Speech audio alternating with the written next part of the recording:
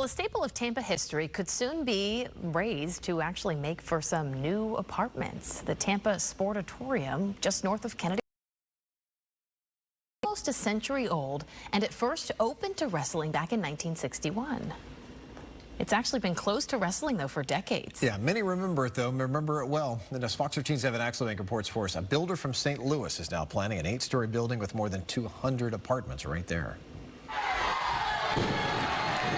It doesn't take a body slam to bring the memories back. Being young and having those 100, 150 fans, it seemed like 500 fans. You know, they were just so loud. Brian Blair is one of hundreds of professional wrestlers who grappled at the Tampa Sportatorium at 106 North Albany.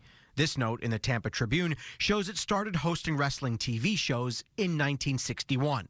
Today, the crowds, cameras, and fans are long gone, though it probably feels much the same after 65 years without air conditioning. The energy inside the building was amazing because it was so hot in this building. The Trib shows the Championship Wrestling from Florida promotion ended in 1987, and the Sportatorium began hosting boxing as well.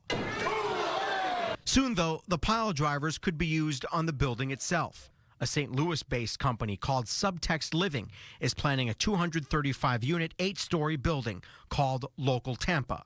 Records show the company spent millions to acquire the entire block. At the end of the day, you know, for apartment buildings, I understand housing, et cetera, but you know, you're losing a monument, a legitimate monument to the past of Tampa, to the history of this city. The city of Tampa says anytime a building is knocked down that's older than 50 years, it's reviewed by city administration before potentially being placed in front of the Historic Preservation Commission. Is a plaque going to be worthy enough for what actually took place within those four walls? Randy Fuller still has the cards he appeared on for fight nights at the Sportatorium. That's my real, I never went by a stage name. The small amount of people, the pop you would get from the crowd, like no other. He'll miss it, especially because it represents a time before Tampa Bay had multi-billion-dollar sports franchises.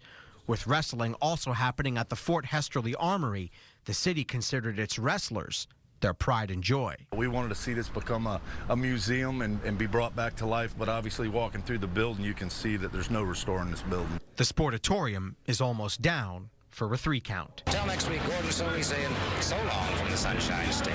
Evan Axelbank, Fox 13 News.